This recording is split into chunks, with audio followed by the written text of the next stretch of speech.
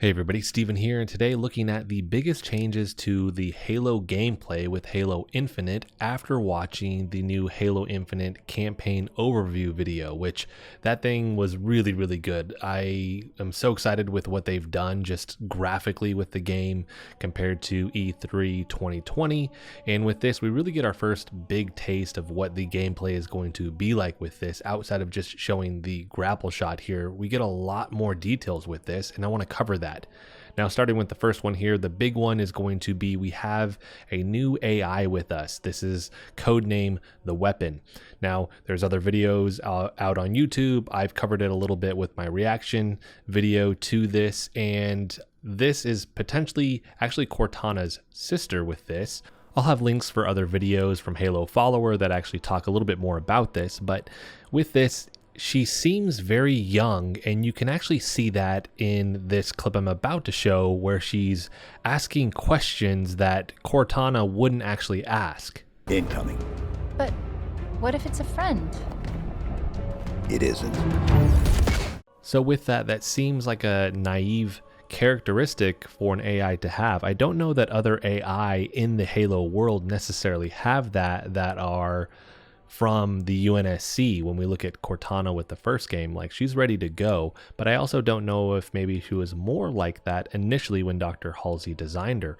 So with this, my first thought was Cortana would have just been like, hey, there's somebody coming, stay on high alert. Where this one's like, hey, maybe it's a friend. So definitely different, but we're going to have a new voice in our ear narrating and giving us information. And so that's going to affect gameplay with this, where this AI isn't seasoned like Cortana, but Chief is. So I definitely think there's little bits of that you saw in the first game, but Cortana kind of had it together, where this seems more, I don't want to say necessarily childlike, but just really naive and more curious with what's going on, not only with the world around her, but also with her mission and with Cortana. So that's going to be a interesting thing to navigate with this. You not only have her, but you also have the other male character in this feeding you bits of information.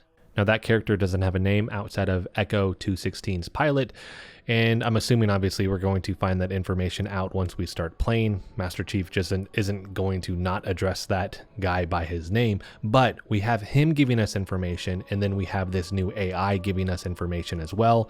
These things are going to affect gameplay and the decisions that we make while playing the game. Next is going to be a massive one. So this is more of an open world game, or semi-open world. I'm not 100% sure how big the map is going to be. So if we look at the first video that we had showcasing this from the E3 2020 demo here, this is a different zone. And now if we look at what is shown actually in this campaign overview video, we have a different section, a different map. So I think it's going to be zones, and I think they're going to be rather large.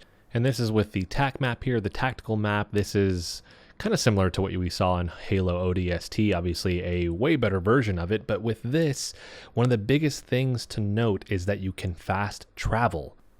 So with this, I don't know if you're going to fast travel necessarily between zones here, but I do know that once you take over an FOB, which is a forward operating base, this allows you to have this as a rally point for UNSC Marine support fire and provide access to vehicle drops, weapons, weapon variants with this as well. And then this also is an area that you can fast travel to. This reminds me of things that we see in games like Far Cry.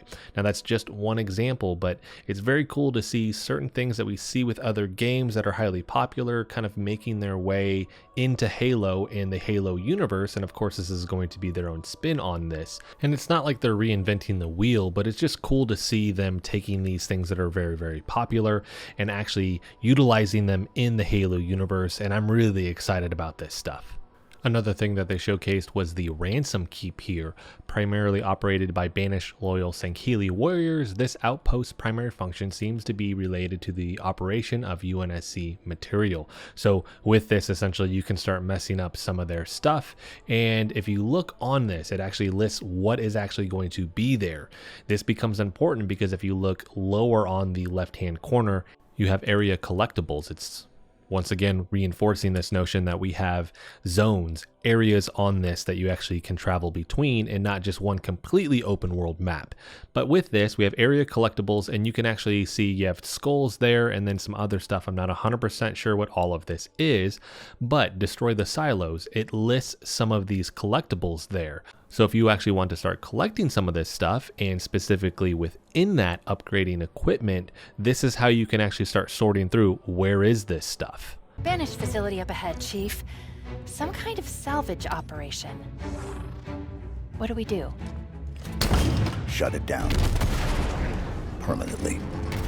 And this is another spot where you can hear this new AI is new to the game, right? She's pretty naive, and Chief is letting her know, hey, this is what we're here to do.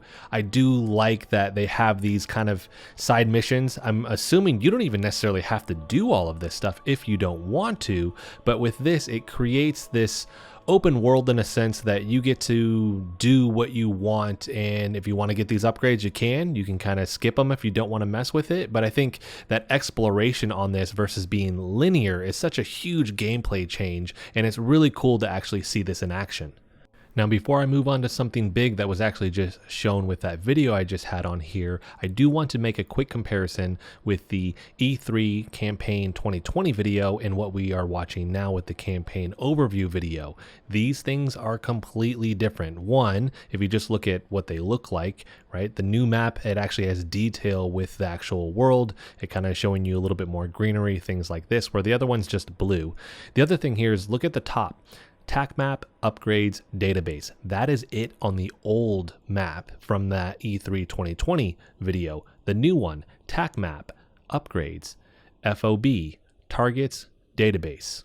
The old map doesn't show the area collectibles. It doesn't mention the notion of a fast travel. It does say start mission, which is different. So there's just different things with these maps, and the new one, lots more information. And once again, you can kind of see that with the old map here, it was just very early in the process. I'm so glad that they actually took that extra year to make sure that all of this stuff was polished and kind of up to snuff here, where we didn't get this and it was kind of like half baked. This seems like this is a legit tactical map that we actually can use, and we have all the information here. Other one, not so much. And this brings us to a massive change to the Halo gameplay here. Upgrades to Master Chief. With this, you can see we have grapple shot, shield core, threat sensor, drop wall, thruster. These things are actually in the multiplayer here, but notice that you can actually upgrade them using Spartan cores. So with this here, it showcases 4 upgrade levels to whatever you're going to upgrade. I don't know if there are more than that, but we at least get to see that there are currently 4 levels with potentially more. My guess is it probably stops at 4 though. So with this, as you play, this is going to be a huge incentive to actually go explore the map, go to these different FOBs, go to these different ransom keeps, and actually get these different things that you need to actually progress easier along in the campaign. I'm assuming you could probably do it without, but it's going to be a lot harder. So this is that incentive to explore the world even more, which is awesome that you do have that versus like, yeah, you could go do this stuff, but it doesn't really impact gameplay. This will have an impact on gameplay, obviously, because as you upgrade these things, how you play can actually change with this, which brings us back to that little segment that we just saw. So notice Master Chief has the Spartan cores. We go down to thruster, upgrade it to level 4 here, and then he uses it really quick, evades, and smashes this guy with the hammer. At the beginning of this video too, I noticed that they show the grapple shot electrocuting the brutes here. I'm wondering if this is also an upgrade to this. So these may change, right? Maybe it's not just distance of the grapple hook, but maybe it's actually going to have an effect with it that you can turn on as well.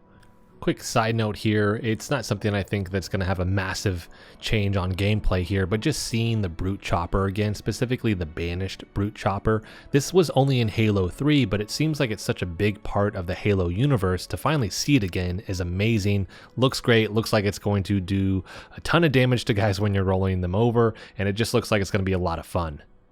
Moving on to the last couple things here, this one's big. So the mini bosses, and I'm assuming the bosses here, have health meters. You can see that right there. Not only the health meter, but the shield meter as well. This reminds me much of what you see in Halo Wars 1 and 2 with the bad guys with that.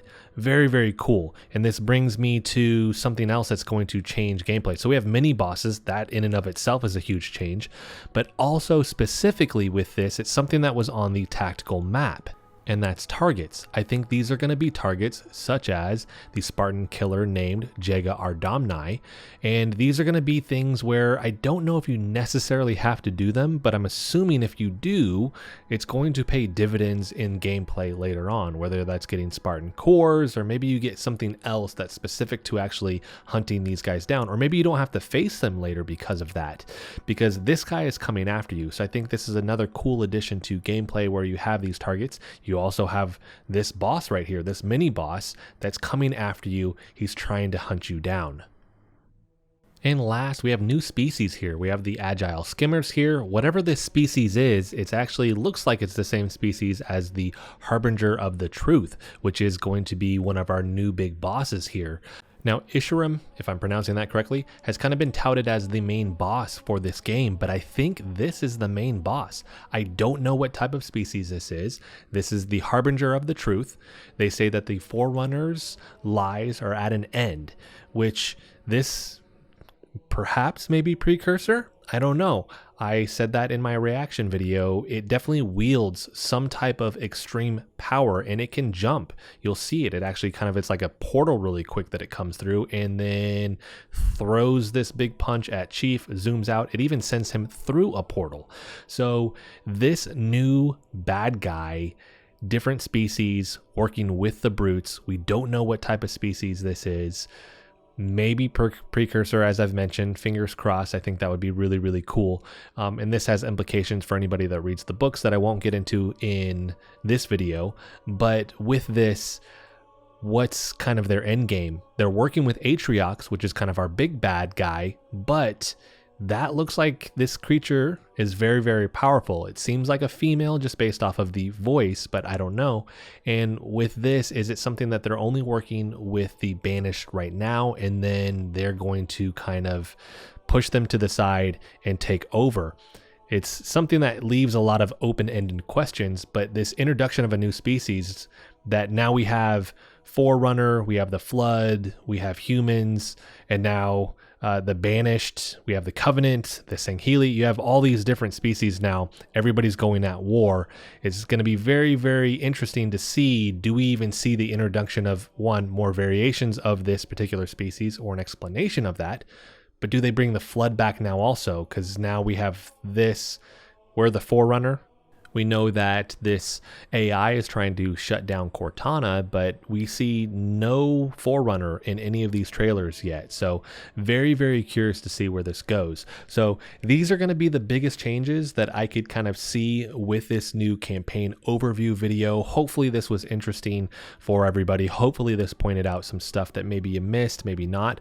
But if there are things that I missed, definitely let me know in the comment section. There's a lot to unpack with all of this. I didn't get into weapons or anything like that. I didn't get into some of the other vehicles that they showcased in this. I can say that the gameplay looks insane with what you can do, and I'm actually going to finish out one of my favorite little snippets of that with Master Chief and a Banshee and the stuff that he does with that. But if you guys like the video, hit the like button for me. If you want to continue to follow along with all my content, hit the subscribe button for me. And as always, thanks so much for watching, and I'll see you in the next video.